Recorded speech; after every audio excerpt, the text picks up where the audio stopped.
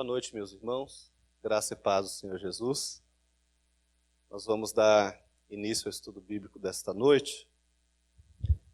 E para isso vamos pedir o esclarecimento, a direção do nosso Deus. Fazer uma oração. Bendito eterno Deus, nós estamos alegres de buscarmos a Tua presença e de nos reunirmos com nossos irmãos para aprendermos mais a respeito de um assunto e nos ajuda a compreendermos melhor a sã doutrina, a nos protegermos das heresias e a termos estratégias com as quais orientar, resgatar e exercer amor em relação a pessoas que estão debaixo do engano.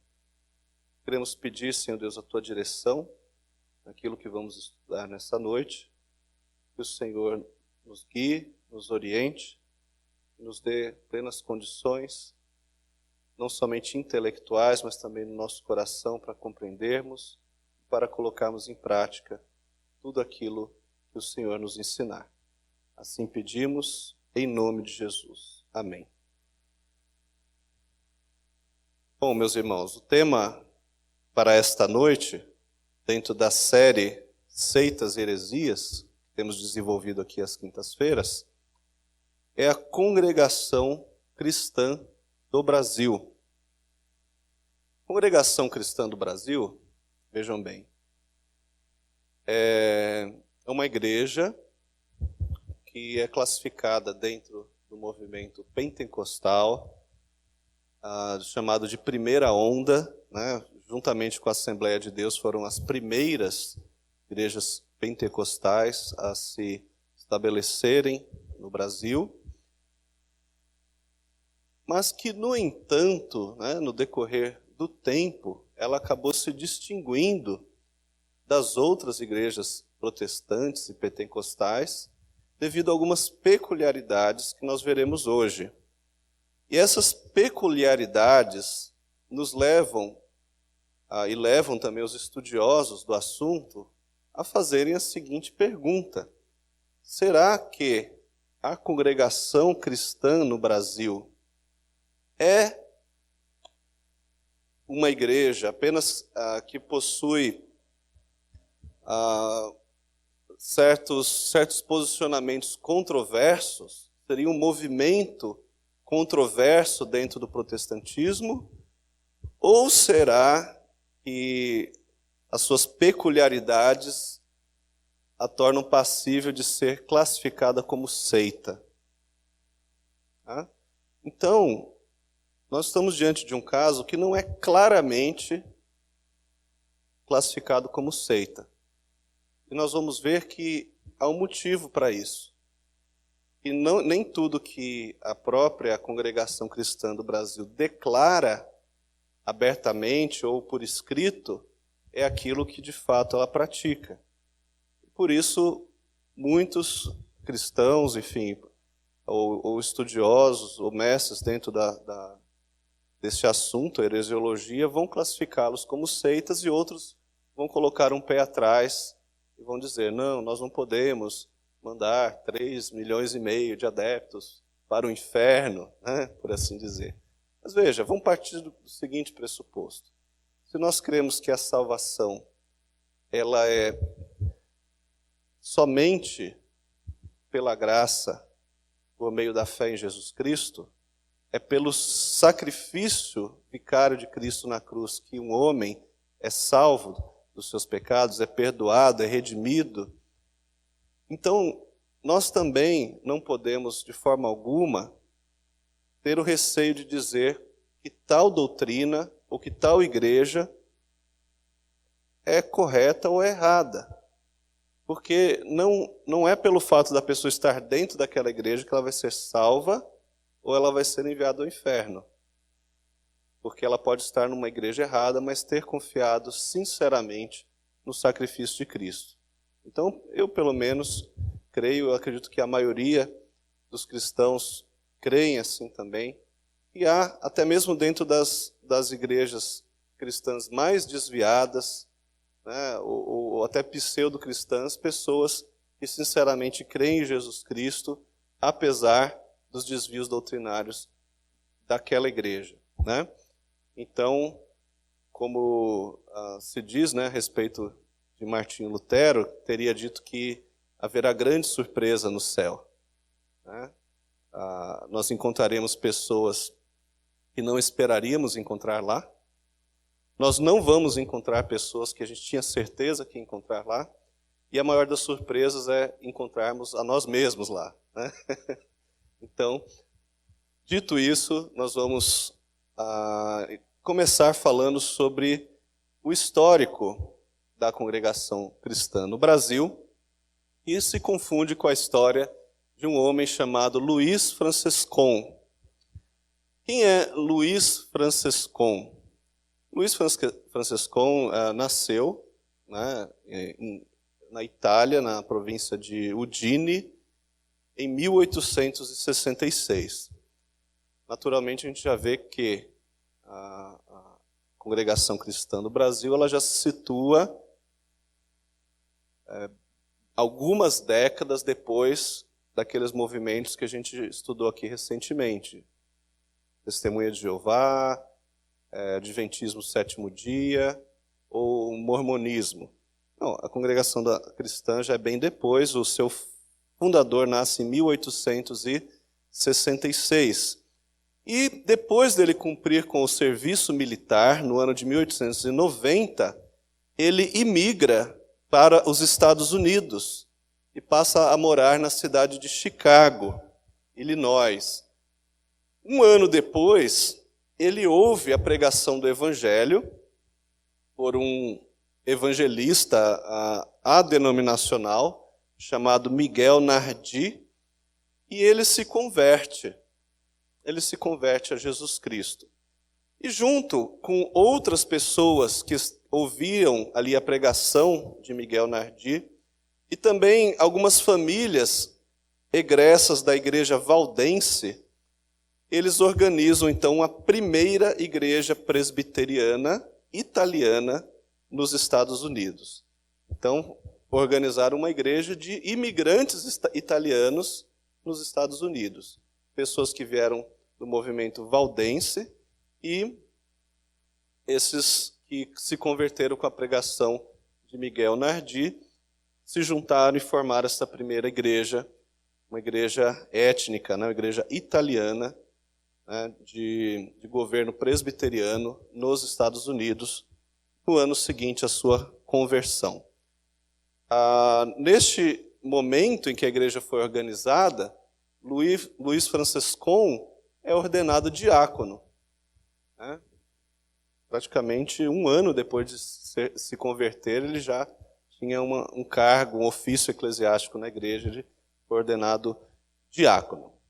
Acontece que ele, embora fosse, né, um homem muito convicto da sua conversão, ele passa, enfim, tempo ali estudando a Bíblia por conta própria e orando.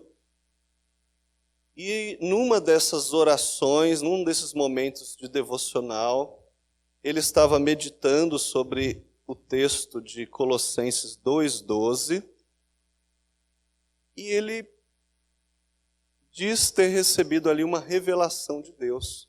Ele ouve uma voz, e essa voz dizia o seguinte: Francescon, você não obedeceu a este meu mandamento. E ele responde para Deus: mas Senhor, ninguém nunca falou sobre isso, ninguém nunca me ensinou sobre isso. E Deus fala: mas você não está obedecendo. E o que diz Colossenses 2,12? Diz o seguinte: tendo sido sepultado juntamente com ele no batismo, no qual foste igualmente ressuscitados mediante a fé no poder de Deus, que o ressuscitou dentre os mortos. Esse texto, imediatamente o que Francescon interpreta é que ele está falando do batismo por imersão. Ou seja, como o texto fala que nós somos sepultados juntamente com Cristo no batismo, então deveria existir ali um movimento, né, bem emblemático, né, de você mergulhar a pessoa para simular um enterro, né? E na igreja presbiteriana se praticava a aspersão, né? Como todas as igrejas presbiterianas praticam a aspersão na hora do batismo. E ele olhou para esse texto e falou: olha só, tem um mandamento aqui de enterrar a pessoa na água e depois levantar de novo. E eu não estou obedecendo. E disse ele que era uma voz de Deus, meio que chamando ele para fazer uma renovação na igreja a partir desse mandamento. Bom, mas ele guarda isso no coração. E leva a cerca de 6 anos, né? Então em 1901, ele se torna presbítero da igreja. Veja, 10 anos após a sua conversão, ele se torna presbítero daquela igreja italiana. E 2 anos após ele ter sido ordenado presbítero, acontece o seguinte: ele convence, ele muito incomodado com aquela revelação, ele convence um amigo da igreja, um irmão da igreja, com o seguinte argumento: que ele deveria, já que o pastor não ia fazer isso, ele deveria batizá-lo por imersão e depois ele faria o contrário, né? O batizaria também por imersão. E na cabeça dele, ele ainda não tinha recebido o batismo verdadeiro. Então, esse amigo concorda. E eles aproveitam, então, a ocasião, em 1903, que o pastor da igreja sai de viagem. Era um pastor italiano também, que vai lá para a Itália, enfim, ver a família, fazer alguma coisa lá. E na ausência do pastor, o pastor coloca Francescon como o comandante em chefe da igreja. Na ausência do pastor, então, ele começa a pregar sobre o batismo por imersão e convence a igreja de que ele estava certo. Então, no dia seguinte ao culto, ele vai com um grupo de 18 irmãos da igreja para a beira de um rio, de um lago, e lá todos são batizados por imersão, inclusive ele próprio. Ok? Bom, quando o pastor retorna à igreja, aquele grupo acaba sendo desligado da igreja e vão estabelecer uma igreja livre. Até aqui os irmãos estão acompanhando a narrativa? Bom, os irmãos devem saber que, justo naquela época, inicia-se um movimento que é tido como um avivamento nos Estados Unidos, na Califórnia, né? Que ocorre a partir de 1906, na cidade de Los Angeles.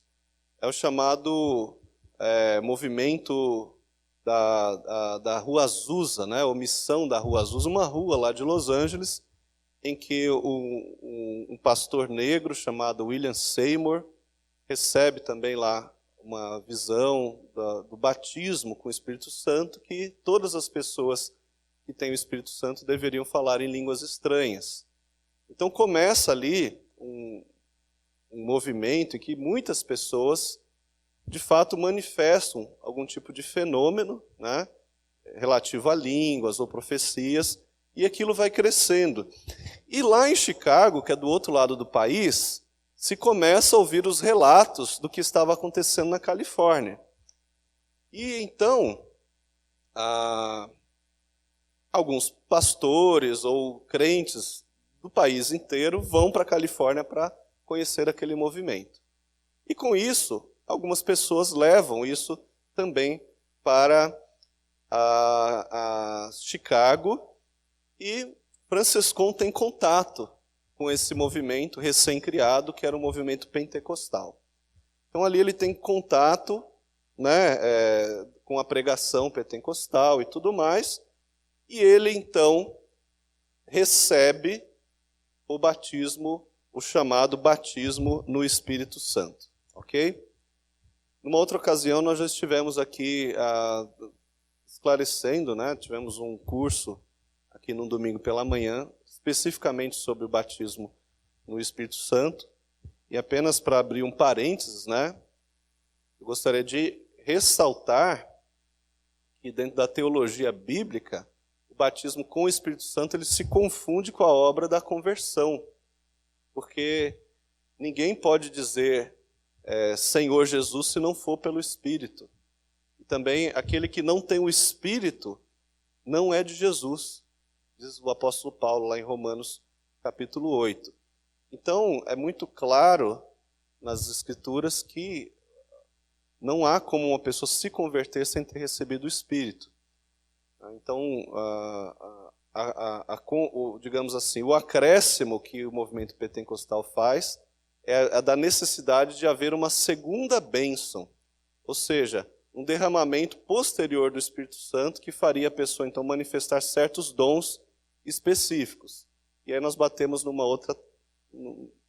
outro entrave, que é a explicação bíblica, né, lá de 1 Coríntios 12, sobre como Deus distribui os dons espirituais. O Espírito Santo distribui conforme lhe apraz.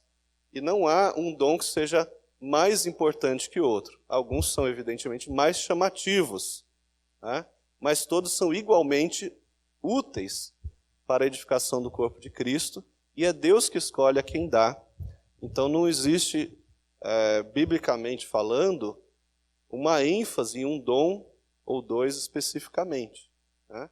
Pelo contrário, o apóstolo Paulo até recrimina, num certo sentido, a distorção que a igreja de Corinto estava fazendo, dando ênfase demasiada ao que eles chamavam de dom de línguas, que na verdade era uma repetição de sons que não havia interpretação, né? Então, 1 Coríntios 14, se o irmão ou a irmã tiver curiosidade de pesquisar depois, pesquise, porque ali é uma refutação clara do apóstolo Paulo. Mas, enfim, fechando parênteses, o movimento pentecostal cresce, ele vai parar em Chicago, Franciscão, então, adere ao movimento pentecostal, é batizado no que eles chamam de batismo no Espírito Santo, né? E então ele começa, dentro da igreja que ele havia fundado, a introduzir o ensinamento pentecostal. E em 1908, ele chega a batizar cerca de 70 pessoas, havendo ali relatos de curas milagrosas, tá? Isso já em 1908. Bom, o que acontece ali é que o mesmo pastor que havia trazido o movimento pentecostal para Chicago profetiza a Franciscon que ele seria usado por Deus para levar o evangelho a muitas pessoas, especialmente ao povo dele, o povo italiano. Então, incentivado por esta palavra, ele organiza, junto com um irmão da igreja chamado Giacomo Lombardi, era um desses 70 que ele batiza no ano anterior. Então ele organiza uma viagem para Buenos Aires, na Argentina, uma viagem missionária, né? Ciente de que havia uma comunidade italiana muito forte em Buenos Aires, e com o apoio dos americanos ele vai até Buenos Aires, e lá em Buenos Aires ele inicia um trabalho pentecostal entre os italianos. Um ano depois, em 1910, esse é o ano-chave da congregação cristã, ele vem para São Paulo, junto com o Lombardi. Tá? Só que o que acontece em São Paulo? Ele evangeliza um homem que era ateu, esse homem ateu se converte e volta para sua cidade no Paraná. Em abril, ele vai sozinho ao Paraná e atrás desse homem. Lá ele consegue, então, reunir a família e estabelece o primeiro grupo pentecostal no Brasil, okay? No norte do Paraná. 2 meses depois, ele retorna a São Paulo. E o que ele faz nesse retorno a São Paulo? Nessa altura, o Giacomo Lombardi já havia se separado dele e ido para outra região. Agora, Francescon, sozinho, em junho de 1910, começa a pregar o pentecostalismo dentro das igrejas tradicionais, que, aliás, eram as únicas igrejas da época. E ele usa como ponto base para a sua pregação a igreja presbiteriana do Brás. A igreja presbiteriana do Brasil, no Brás. A partir da igreja presbiteriana no Brás, ele consegue, então, formar um grupo de dissidentes, um grupo que ele influencia com as ideias pentecostais, então ele leva aquelas pessoas para fora da igreja, ele cresce esse grupo fazendo a mesma coisa na igreja metodista, na igreja batista e até mesmo na igreja católica apostólica romana. E a partir então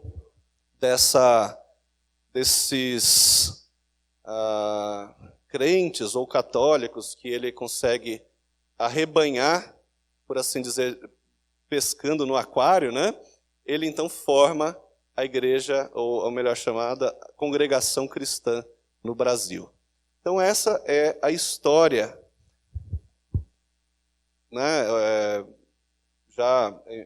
a história conhecida da Congregação Cristã do Brasil, que obviamente tem como fonte os relatos do próprio Francescon, mas acrescido de pesquisas, porque uma boa parte disso que foi contado aqui, Francescon não registrou, e ninguém dentro da igreja, da Congregação Cristã do Brasil, teve coragem de registrar, até porque isso é muito mal visto dentro da denominação. Bom, então a data é 1910, é uma igreja que surge do movimento pentecostal, e praticamente ela ganha corpo no Brasil a partir de dissidentes da igreja presbiteriana e de algumas outras igrejas tradicionais, inclusive da igreja católica. Ok? Agora, vamos lá. Em grosso modo, como que esta denominação se organiza? Uma das doutrinas da igreja, da Congregação Cristã do Brasil, é que a ideia de se ter um pastor é uma ideia fora da Bíblia. É uma ideia incorreta, uma ideia errada. Então eles não têm uma estrutura baseada em pastores. O que eles têm na igreja é o ancião e outros cargos que eu vou explicar mais adiante. Mas o fato é que, então, o que eles fazem? Eles se reúnem uma vez por ano, todo o corpo de obreiros da igreja. Então, uma reunião gigantesca, era feita apenas em São Paulo, uma vez por ano, mas com o crescimento da denominação, agora eles fazem nas 5 regiões do Brasil. Norte, Nordeste, Centro-Oeste, Sudeste e Sul. Então, em cada uma das regiões há uma assembleia anual, na qual os anciãos e outros obreiros da igreja se reúnem para deliberar.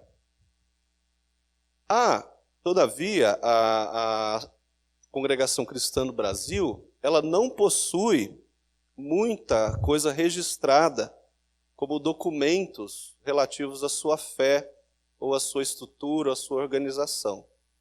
Diferente da maioria das igrejas, que tem as suas confissões de fé, que tem catecismos, que tem uma constituição própria, ou estatuto, que regula, enfim, a maneira como ela funciona, como ela se organiza. A Congregação Cristã não tem. Eles têm apenas um documento de poucas páginas que relata algumas decisões que aconteceram lá no início do movimento e alguns poucos pontos que resumem o que seria a fé da Congregação Cristã do Brasil. Então, de fato, o que predomina é uma cultura oral. Como as pessoas não têm um documento escrito, elas passam oralmente aquilo que elas entendem, aquilo que elas creem, né, que seja correto. Então, digamos assim, você não tem como colocar contra a parede um adepto da Congregação Cristã do Brasil baseado naquilo que está escrito nos documentos dele. O que nos resta é examinar aquilo que eles praticam, aquilo que eles passam por via oral, de membro para membro, e que normalmente é aceito pelos seus anciãos. Há cerca de 3,5 milhões de adeptos da Congregação Cristã do Brasil, no Brasil. Eu digo no Brasil porque ela também já se expandiu para muitos outros países. Mas vale ressaltar que Francescon, por ter essa índole missionária, ele fundou um movimento lá em Estados Unidos, ele fundou um movimento na Argentina, no Brasil e em outros lugares também. Em praticamente todos os lugares onde Francescon abriu igreja, essa igreja acabou, cedo ou tarde, assumindo a característica de uma igreja pentecostal clássica. Tá? Algumas até se fundiram com as Assembleias de Deus. Tá?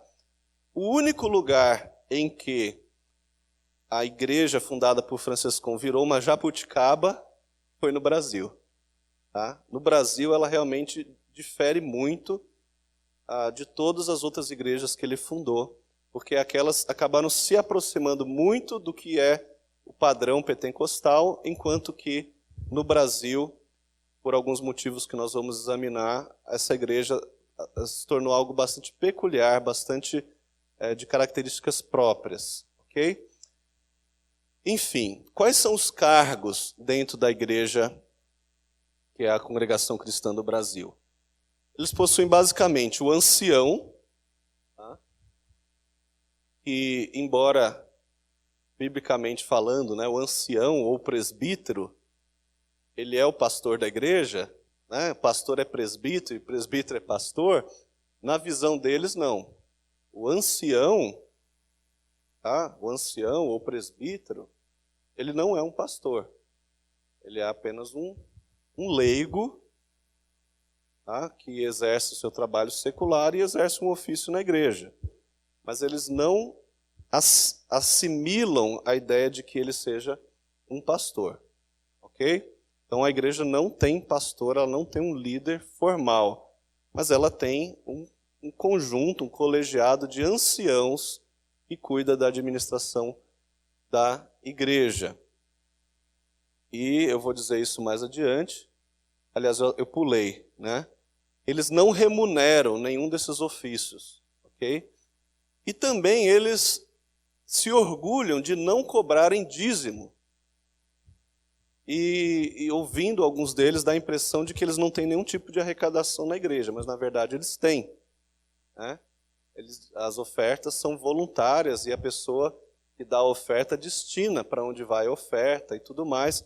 Então tem uma forma bem particular de arrecadação, mas eles se orgulham de dizer que isso não é dízimo e que eles não pagam pastor, que isso é um abuso, que isso é uma distorção do evangelho, então eles não fazem isso. Então nenhum desses cargos é remunerado. Depois do ancião vem o diácono, que se encarrega da obra social. Eles são auxiliados por uma sociedade de senhoras dentro da igreja que também faz o trabalho social sob a liderança do corpo diaconal. Há aí um terceiro cargo que é o cooperador do ofício ministerial. O que faz o cooperador do ofício ministerial? Ele dirige o culto quando não existe ancião na igreja. Isso acontece principalmente em comunidades ou igrejas menores ou mais distantes. E ele assume tudo, a não ser que também tenha nessa igreja o cooperador do ofício de jovens e menores. E aí, no caso, quando há esse cooperador do trabalho de jovens e menores, ele assume o trabalho com jovens, adolescentes e crianças.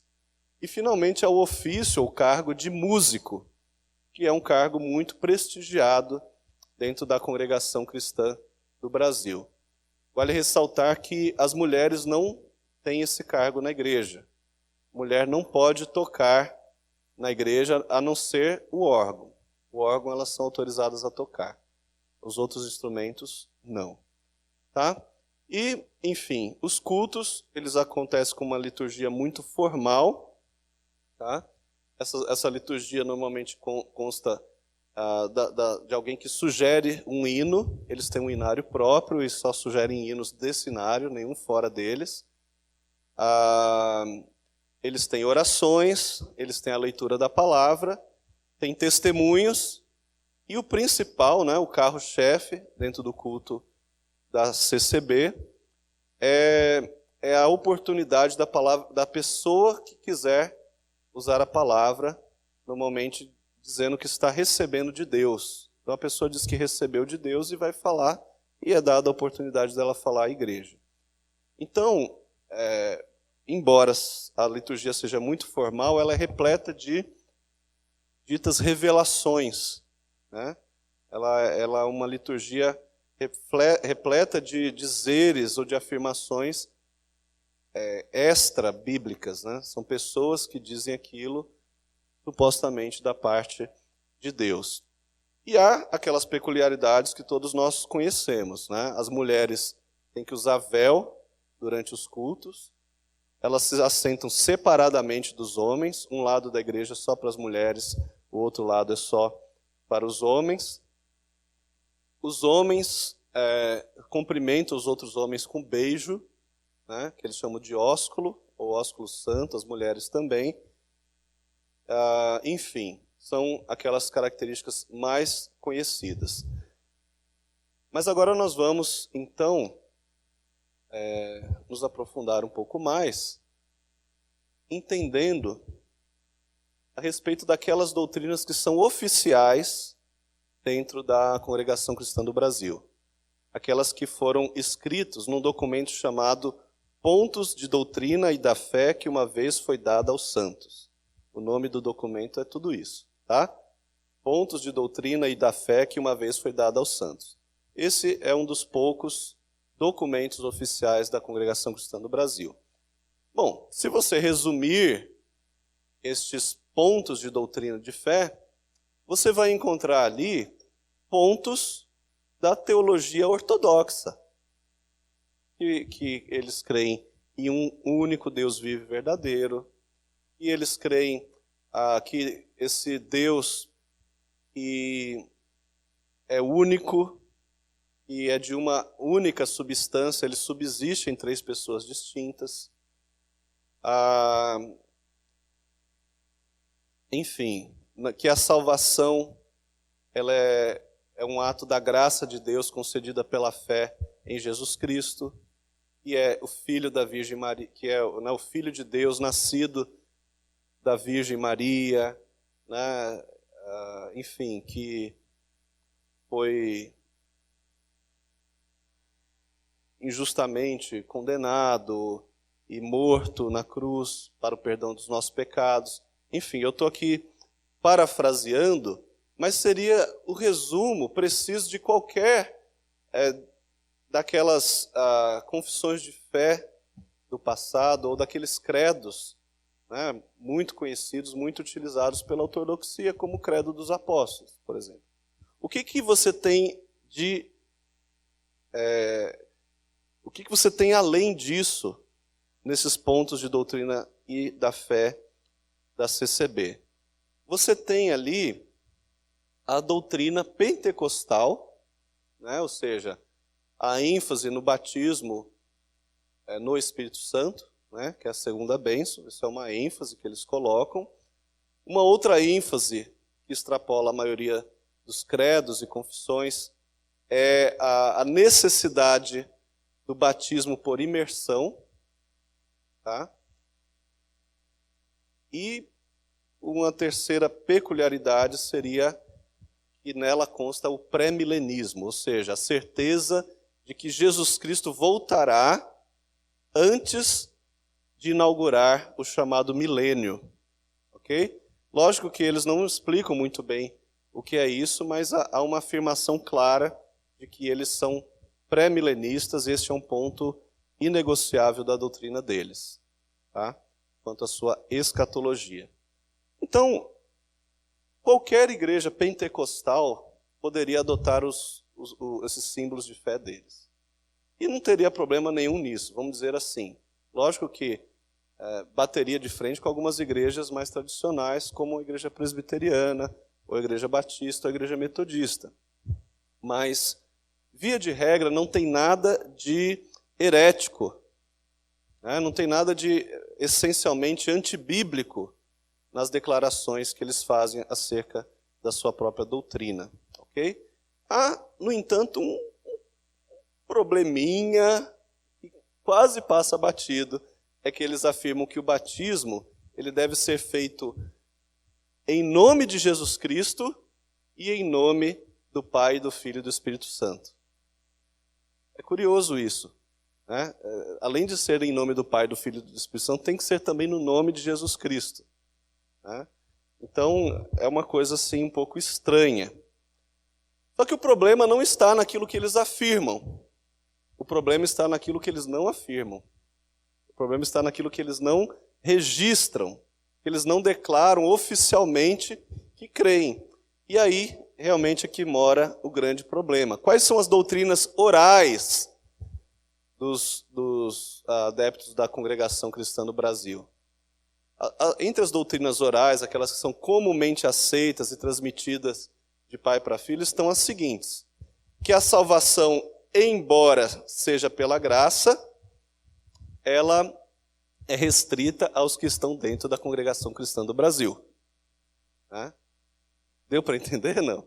Ela é pela graça, no papel, mas se você não for da Congregação Cristã do Brasil, você não é salvo.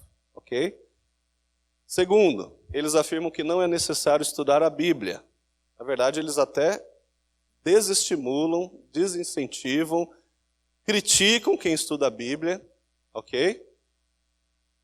Que a letra mata, ok? A letra mata. Terceiro ponto, né? Nós não vamos explorar todos, apenas alguns, mas terceiro ponto. Somente o batismo da Congregação Cristã do Brasil é correto. Somente o batismo deles. Mesmo as igrejas que batizam por imersão, eles não aceitam. Não importa de qual igreja você veio. Ou a Assembleia de Deus, então, eles odeiam, porque é o principal rival deles, né? Por assim dizer. Deveriam ser irmãos, mas são rivais. Então, eles não aceitam. A pessoa tem que ser batizada de novo, se ela já foi batizada em outra igreja. Quarto, somente a CCB cumpre os mandamentos apostólicos do véu e do ósculo santo. Eles entendem que é um mandamento apostólico a mulher usar véu e os irmãos se cumprimentarem com um beijo santo, ok? Quinto, eles afirmam que é errado dar o dízimo. Sexto, eles afirmam que cargo de pastor é coisa de homens e não de Deus. Sexto, eles dizem que você não deve pregar o evangelho nas praças. Ou seja, eles são completamente contra a evangelização. Por quê? Porque eles afirmam que você estaria meio que jogando pérola aos porcos. Você estaria expondo de uma forma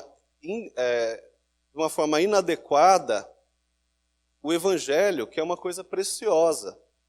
Então, eles só pregam o evangelho, segundo eles, debaixo da direção de Deus.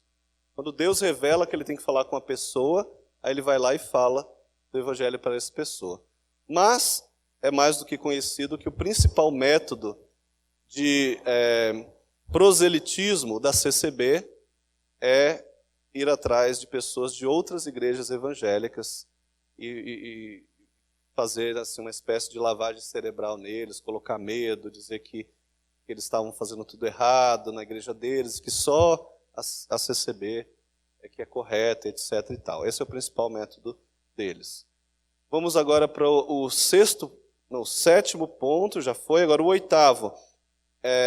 Olha só, eles afirmam que a oração piedosa ela tem que ser de joelhos. Se você orar em outra posição, é uma oração que não é aceita. Então, a oração, para ser aceita por Deus, ela tem que ser feita de joelhos. Isso é uma afirmação aceita entre eles.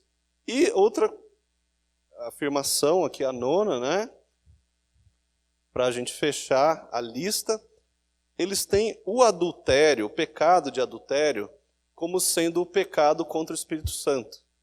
Eles acreditam que aquele pecado para a morte, aquele pecado que Deus não perdoa, é o adultério.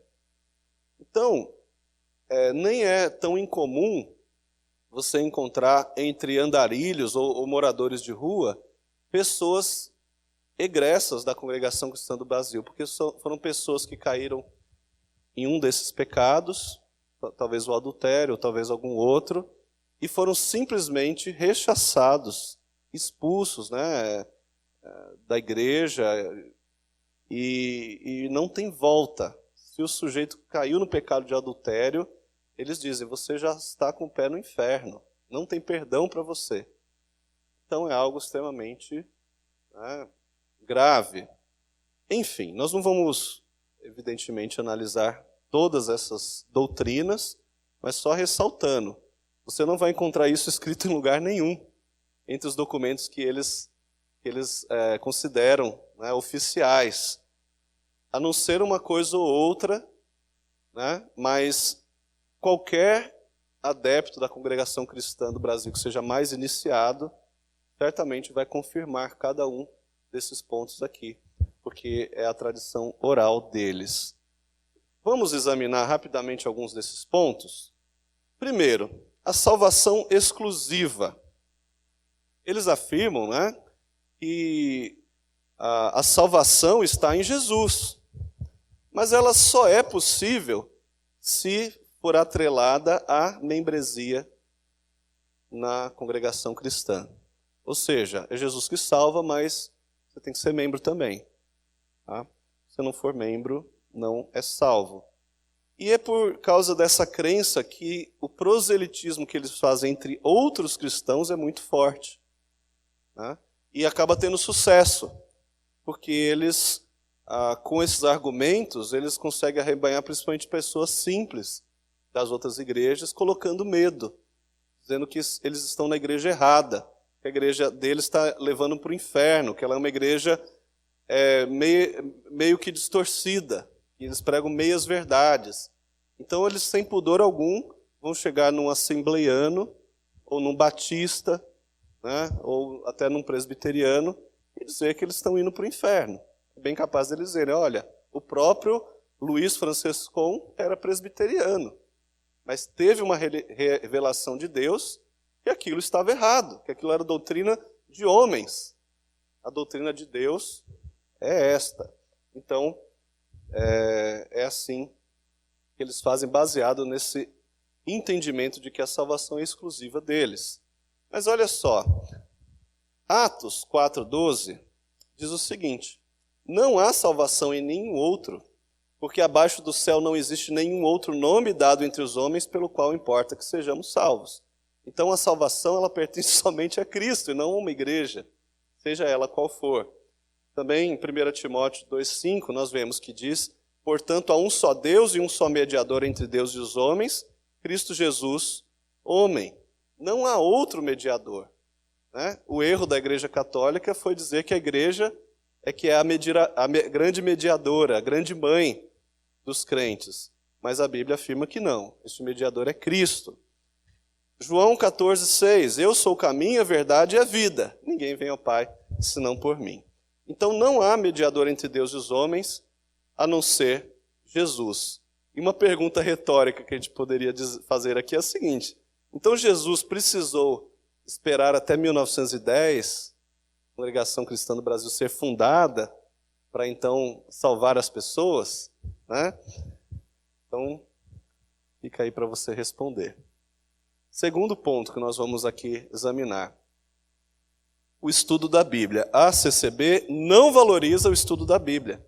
Ao contrário, ela ensina que isto não é necessário, porque na hora certa, o Espírito Santo vai inspirar o crente sobre o que ele deve falar.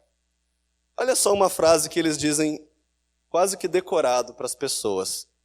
A comida servida na nossa igreja é muito melhor, porque ela sai na hora. Ela é dada pelo próprio Espírito Santo.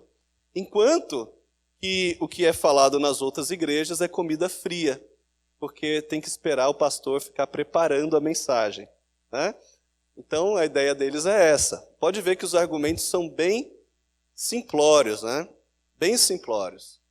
É resultado de uma igreja que já por muitas décadas não tem ensino teológico, né? Não tem profundidade nas escrituras, não tem hermenêutica, não tem exegese, né?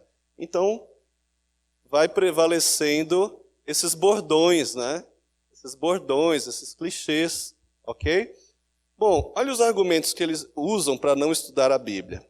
Eles usam Lucas 12:12. Nada há encoberto que não venha a ser revelado e oculto que não venha a ser conhecido. Para defender a ideia de que Deus revela na hora.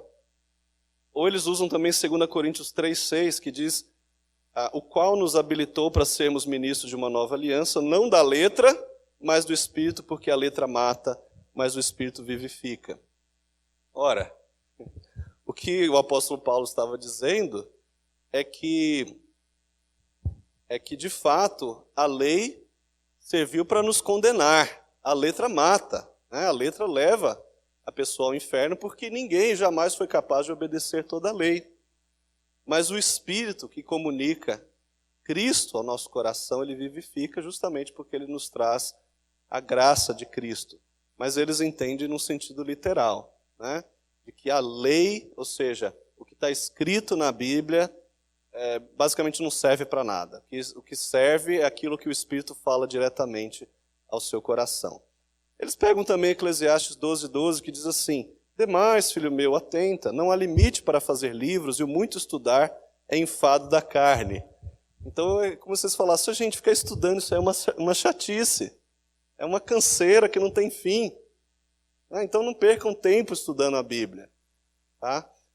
Enquanto que, na verdade, Salomão estava se referindo à sabedoria secular, né? A ideia de você acumular muito conhecimento sem ter o temor de Deus. E ainda, né, eles usam o texto de 2 Pedro 1,19, que fala que nunca, jamais, qualquer profecia foi dada por vontade humana.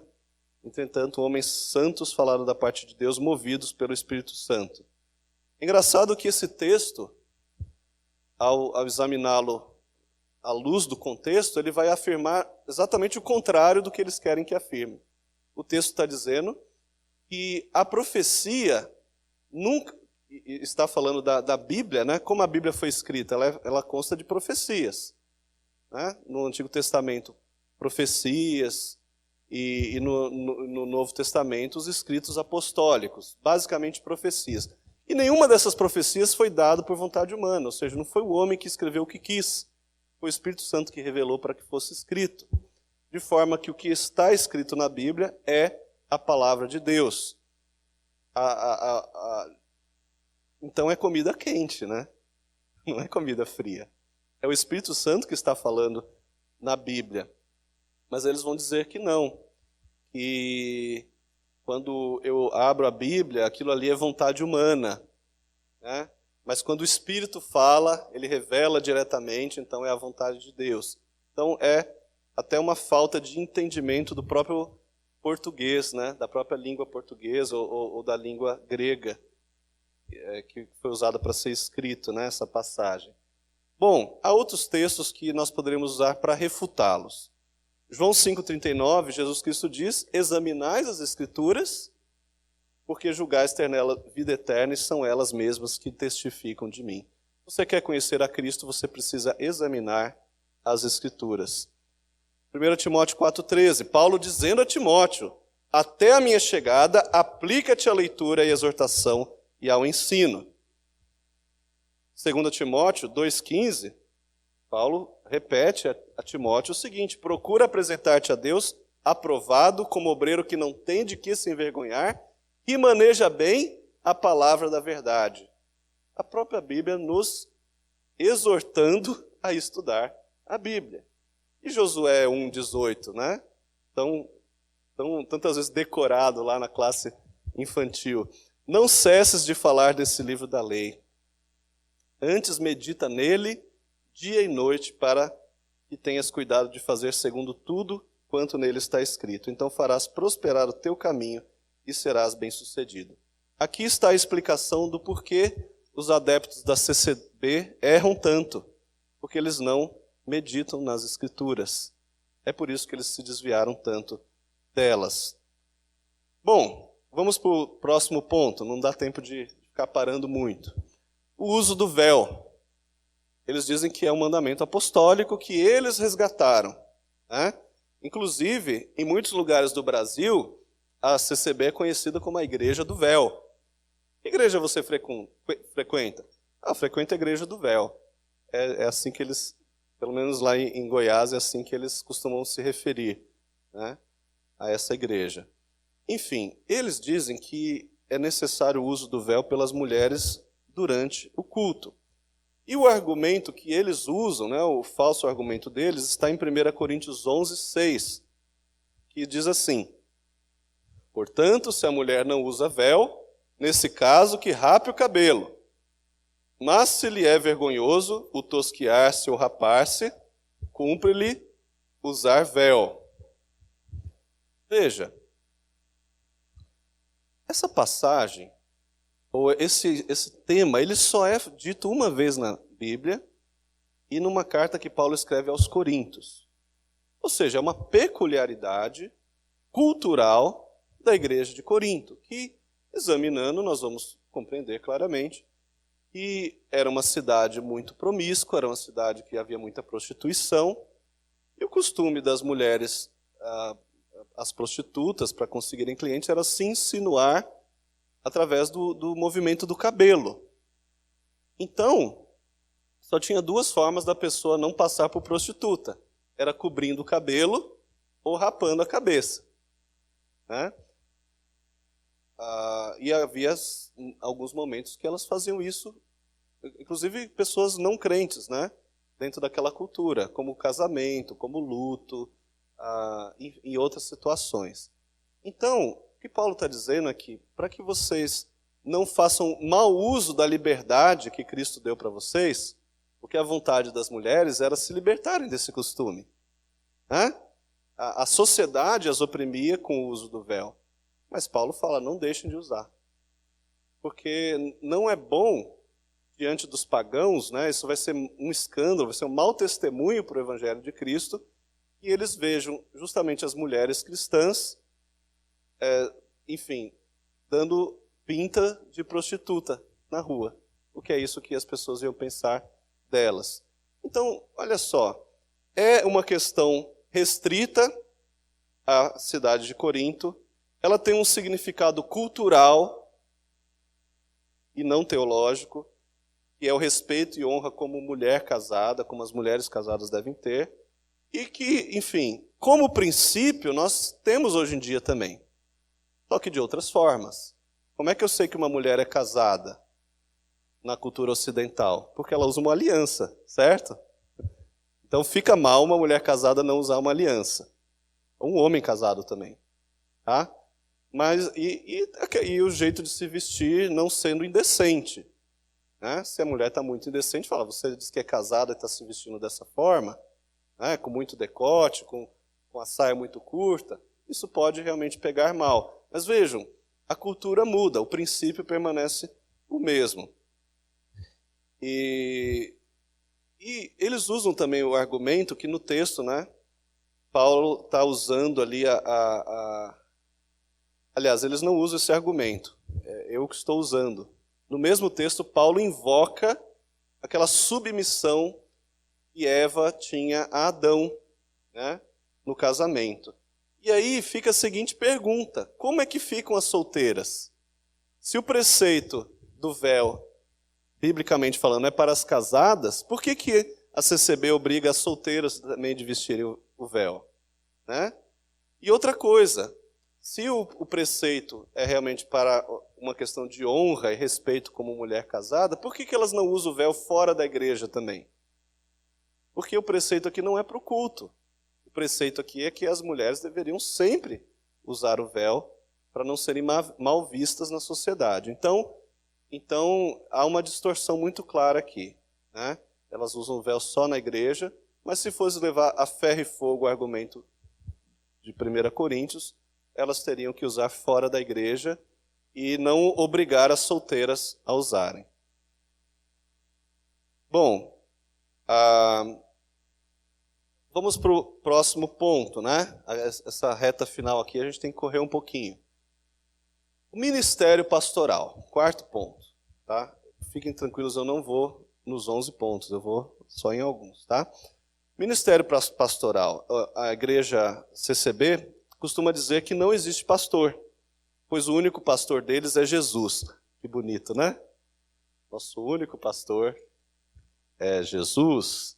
E aí eles vão lá para o Salmo 23, né? O Senhor é o meu pastor e nada me faltará.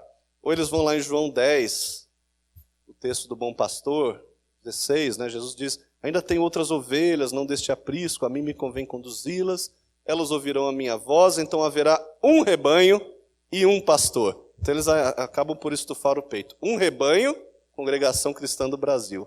Um pastor, Jesus Cristo. Ok? Então eles não têm outros pastores, segundo eles afirmam. E vão também afirmar, com base nesses dois textos, esse preceito. Mas olha só, isso é muito fácil de refutar. Efésios 4:11, Paulo diz que Deus mesmo concedeu uns para apóstolos, outros para profetas, outros para evangelistas e outros para pastores e mestres. E aqui de uma tacada só a gente vê que o ofício do pastor é para ele ser pastor e mestre. Aqui é um mesmo ofício com duas funções muito claras. Então, além de pastorear, ou seja, de presidir a igreja, de supervisioná-la espiritualmente, ele também tem que dar alimento espiritual, ou seja, tem que estudar a Bíblia com os membros da igreja, né? Hebreus 13:7 vai dizer assim, lembrai-vos dos vossos guias, os quais vos pregaram a palavra de Deus, e considerando atentamente o fim da sua vida, imitai a fé que tiveram. O autor da carta aos Hebreus enfatiza, vocês têm guias. Jesus Cristo colocou líderes sobre a igreja, portanto pastores. Vocês devem imitar o exemplo deles.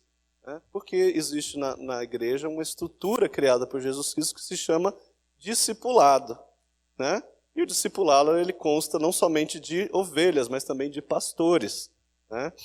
E o versículo 17 do mesmo capítulo diz assim, obedecei os vossos guias e sede submissos para com eles, pois velam por vossa alma como quem deve prestar contas, para que façam isso com alegria e não gemendo, porque isto não aproveita a vós outros.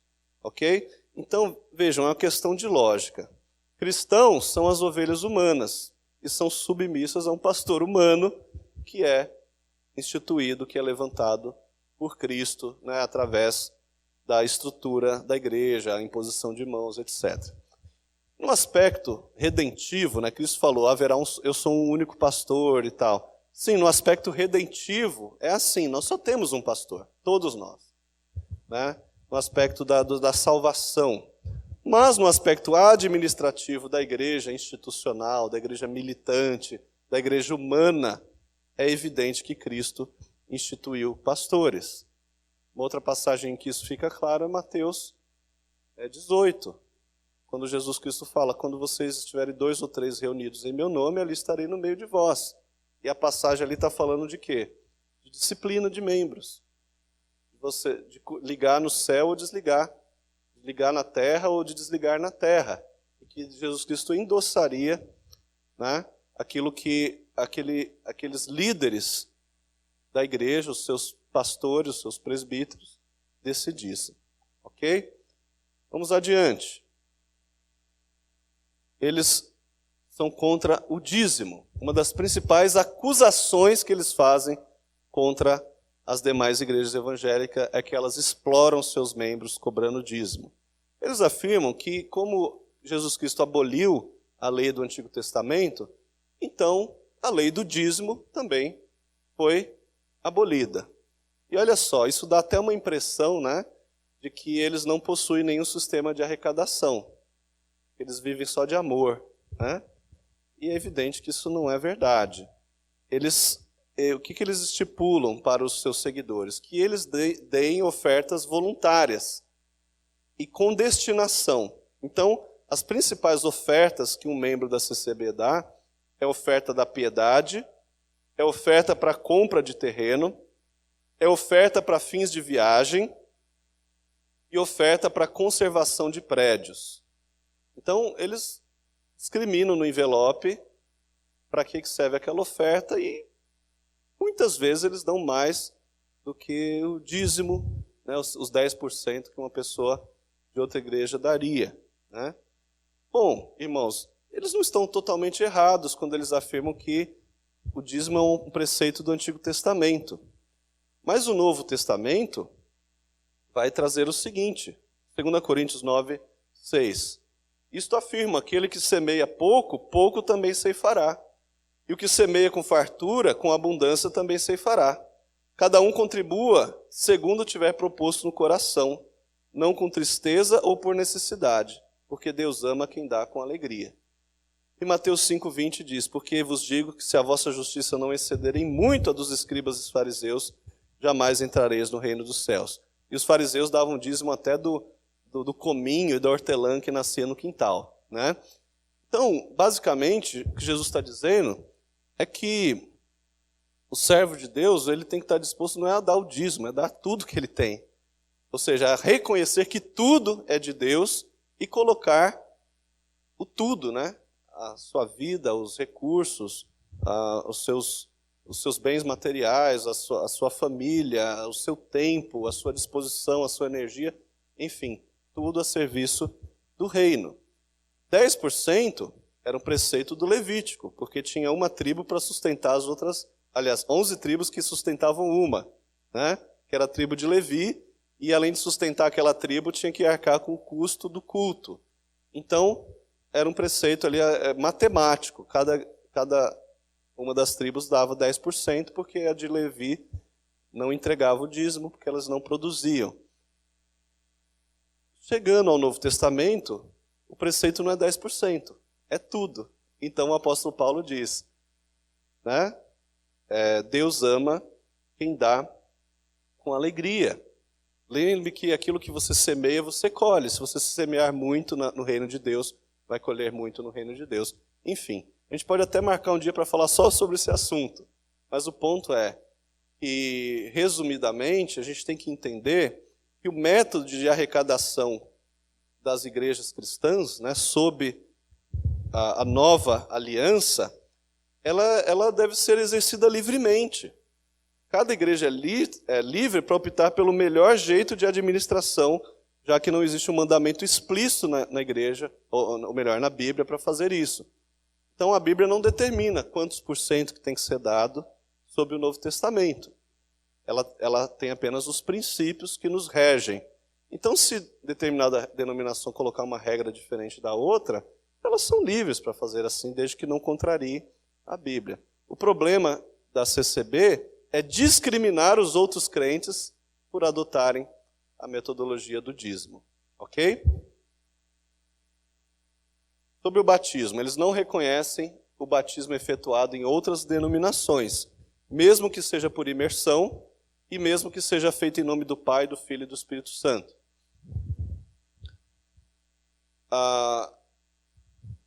Mas há problemas na metodologia deles também. Eu vou mencionar 3. O primeiro problema é que eles batizam pessoas muito rápido. Pessoas que não foram preparadas para o batismo, já que eles também não estudam a Bíblia.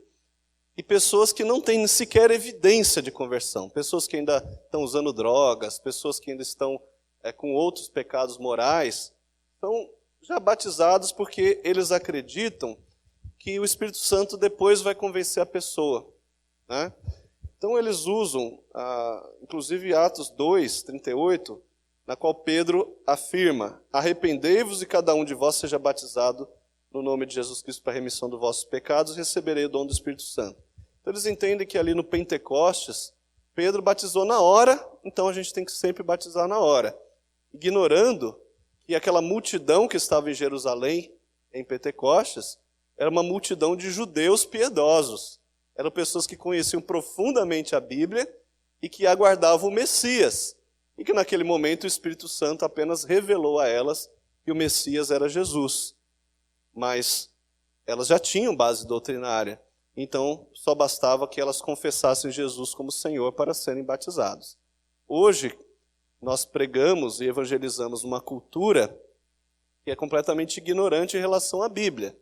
Então não há como batizar sem primeiro você instruir, sem primeiro você dar fundamentos à fé dessa pessoa que se converte. O segundo erro deles com relação à prática do batismo é que eles usam uma fórmula que não tem respaldo nas Escrituras. Né? As Escrituras ordenam que nós batizemos em nome do Pai, do Filho e do Espírito Santo. Está lá em Mateus 28, 30, né? Batizando-os em nome do Pai, do Filho e do Espírito Santo.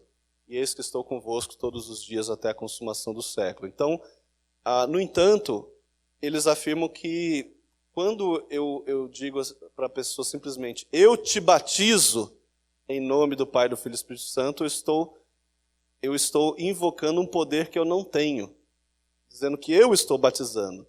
Então aquele batismo não é válido. Veja que é um jogo de palavras e que mostra ignorância, até mesmo no uso da língua, né? É algo muito tosco, né? Algo assim, muito rudimentar. Aí eles afirmam, então, para batizar alguém, eu tenho que afirmar que eu batizo em nome de Jesus Cristo, em nome do Pai, do Filho e do Espírito Santo. Então eles acrescentam essa expressão, em nome de Jesus, em nome do Pai, do Filho e do Espírito Santo. Deu para entender a lógica deles, mas simplesmente não tem base, né, para isso. E outra coisa, e a pior de todas, né, é que eles entendem que o batismo purifica do pecado. Começando lá com Luiz Francescon, né, que teve a visão de que tinha que enterrar a pessoa na água, né, os pecados ficarem na água. Então eles realmente entendem que a pessoa só é perdoada quando passa pelo batismo, ao invés de compreenderem o batismo como um sinal do pacto da graça, como um símbolo daquilo que já ocorreu internamente por obra do Espírito Santo, e não por meio da água. A água é meramente um símbolo e um selo do pacto da graça. Ok? Penúltimo ponto, a oração de joelhos. Eu não vou refutar todas aqui. A oração de joelhos, eles acreditam que é a oração que Deus ouve. E eles usam Filipenses 2:10 para embasar isso. Está escrito, para que ao nome de Jesus Cristo se dobre todo o joelho no céu, na terra e debaixo da terra. Evidentemente, esse texto fala da glória de Cristo e da vitória dele no último dia. Ele não está falando aqui de oração.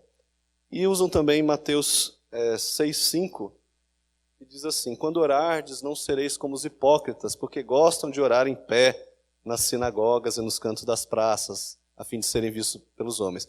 Bom, se Jesus recriminou o fariseu que orava em pé, a conclusão deles é que eu tenho que orar de joelhos. Tá?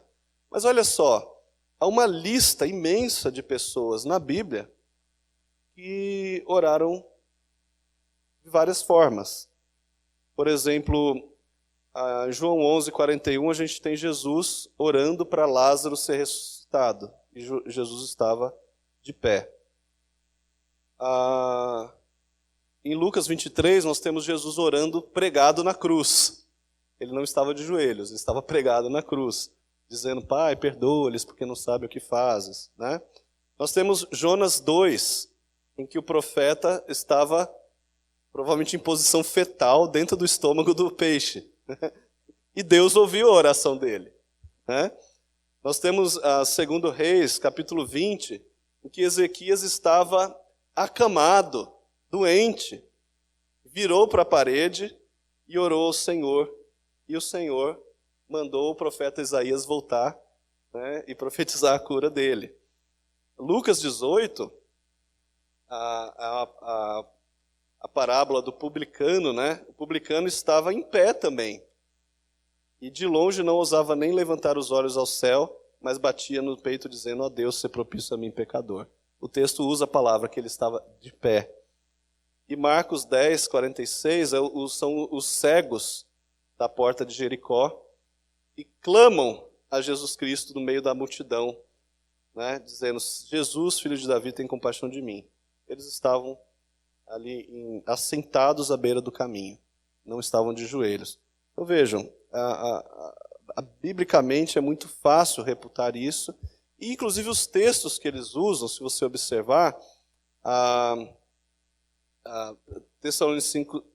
Filipenses 2,10, né, para que ao nome de Jesus Cristo se dobre todo o joelho, ele não está ali citando uma lei, ele não está obrigando ou determinando que as pessoas se ajoelhem.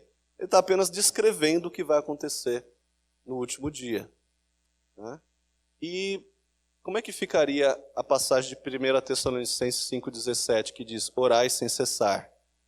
Se eu tenho que orar sem cessar, e a única oração válida é de joelho, eu não poderia ficar em pé jamais, né? Teria que trabalhar de joelho, dormir de joelho, comer de joelho, e haja joelho, porque eu não posso parar de orar, então eu não posso deixar de ficar de joelho.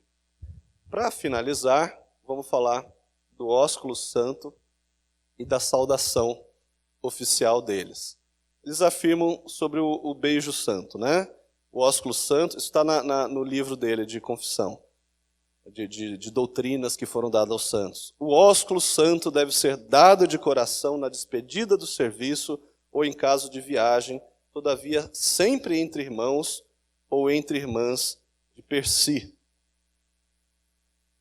Então, é isso que eles fazem. Os irmãos se encontram, eles se beijam. Seja homem, seja mulher, eles estão sempre se beijando porque é uma obrigação dentro da igreja deles. Eles se baseiam em Romanos 16:16, que diz: saudai-vos uns aos outros com ósculo santo. Todas as igrejas de Cristo vos saúdam. Mais uma vez, nós temos aqui uma questão cultural. Era o costume da época fazer assim, como nos países orientais é até hoje. Os judeus se beijam, os árabes se beijam, os russos se beijam, né? Mas na cultura ocidental isso não é comum. Isso é às vezes até estranho, né? Hoje já quebrou muito esse gelo, né, e tal, não tem muito problema. Mas não faz parte da nossa cultura um homem beijar outro homem. E se colocar isso de lado, vamos ver que também é apenas um gesto cordial. O que Paulo estava dizendo é o seguinte: saudai-vos uns aos outros, né, com o melhor cumprimento que vocês têm aí à sua disposição. Naquele tempo era o beijo. Hoje em dia, um aperto de mão estaria de bom tamanho, um tapinha nas costas, às vezes um abraço, né? Ou seja, irmãos, sejam cordiais uns com os outros, se cumprimentem. Mas não existe aqui uma doutrina obrigando as pessoas a se beijarem na igreja, ok? E finalmente, eles também têm outra afirmação que é categórica. A saudação deles é a paz de Deus, né? A paz de Deus. Eu me lembro que eu trabalhei com um irmão que era da CCB, né? E de vez em quando ele atendia o telefone para falar com alguém, e eu vi ele resmungando assim: paz de Deus, é paz de Deus. Eu só ouvi um zumbido. Um dia eu meio cara de pau, resolvi perguntar: por que você sempre que atende o telefone, você fala bzzz? É algum tipo de língua secreta? O que é? Aí ele, todo envergonhado: não, é a paz de Deus. É porque eu sou da congregação cristã, e aí quando eu recebo um telefonema de alguém da minha família, a gente se cumprimenta assim, né? Mas tem algum problema com isso? Nenhum problema, né? Declarar a paz de Deus. Só que o problema está no preconceito que eles têm com relação à forma das outras igrejas se saudarem. Eles pegam no pé especialmente dos assembleianos, que usam normalmente a paz do Senhor, né? E eles dizem assim: não, senhores, tem muitos por aí, mas Deus só existe um, né? Por isso, o certo é cumprimentar com a paz de Deus. Mas um argumento muito fraco, né? Não existe na Bíblia nenhum padrão de salvação, de saudação. Se fosse usar um mais bíblico, talvez seria graça e paz, que ele está presente em muitas passagens, né? Os apóstolos usavam essa saudação, mas evidentemente isso é realmente um ponto apenas para criar polêmica, né? Ou para eles se distinguirem como uma única igreja correta e tal. É uma peculiaridade deles. Tá? Irmãos, eu acho que por hoje, em termos de refutação, de análise de doutrinas, basta. Tem outras, mas não são tão importantes. Então, a conclusão que a gente chega é a seguinte, que embora a congregação cristã do Brasil tenha doutrinas oficiais, elas são poucas, mas há algumas, e essas são ortodoxas. São doutrinas que se prestariam a serem símbolos de fé da maioria das igrejas, especialmente as pentecostais. Tá? E que são igrejas que nós consideramos irmãs, né? sem qualquer problema. O problema está na prática e no testemunho oral da congregação cristã. Então é justamente a prática e o testemunho oral, e esse acúmulo, né, de interpretações pessoais, baseadas em revelações subjetivas, acumulado também em décadas de uma igreja que não tem uma liderança formal, né, não tem uma liderança centralizada, forte, é tudo assim muito espontâneo, muito improvisado, leva ao que chegou nos dias de hoje, uma igreja sectária, uma igreja que se distingue das outras, que não aceita que os outros cristãos sejam salvos, que não aceita o batismo das outras igrejas. Então, embora ao olhar para o documento dele a gente diga é apenas um movimento controverso, na prática é muito difícil a gente não afirmar que eles são realmente uma seita. O comportamento deles é muito típico de seita, né? Muito exclusivista e cheio de desvios, ok? Mas fica aí a conclusão para você mesmo tomar.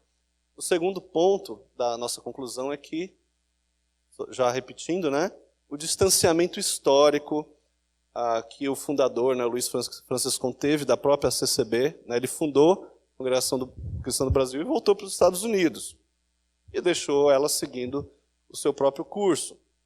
Então, ele foi embora, mas não tinha pastor, então ficou sempre aquilo muito informal. O próprio culto desprezou sempre o estudo da Bíblia, foi muito baseado em informação subjetiva, né? Isso levou então a que eles acumulassem usos e costumes equivocados, práticas que a gente facilmente rejeita pelo estudo da Bíblia e até pela lógica, né? E principalmente a grande dificuldade que eles têm de ter comunhão com as outras tradições protestantes. Tá? Então essa é a nossa conclusão do porquê eles são assim e como nós os classificamos na prática. Eles, no papel, são uma igreja ortodoxa, mas na prática são, de fato, uma seita. Ok? Irmãos, e aqueles amigos que você tem que pertencem à congregação cristã do Brasil? Né? Fundamentalmente, nós diríamos que não há aqui uma necessidade maior de evangelizá-los do que a gente teria dentro da nossa própria igreja. São pessoas que, mesmo com a escassez de estudo dentro da igreja, eles têm a leitura da Bíblia e têm o fundamento correto, embora a prática seja equivocada. O que você deveria estar alerta no relacionamento com a pessoa da CCB é não estranhar que ele simplesmente não te considere um crente verdadeiro. Ele vai sempre olhar para você como uma pessoa perdida, como uma pessoa que vai para o inferno. Então, não tenha muito receio em dizer para ele que, apesar do preconceito dele, a Bíblia afirma claramente que somente Jesus Cristo é o caminho, a verdade e a vida. E se ele colocar confiança demais em uma igreja humana em detrimento da confiança exclusiva que ele deveria ter na obra vicária de Cristo, quem vai para o inferno é ele. Né? Então, a refutação tem que se dar no mesmo patamar com que ele usa em relação aos demais cristãos, resguardado, evidentemente, o respeito, né, a cordialidade, né, e o amor com que a gente sempre deve abordar as pessoas. Bom?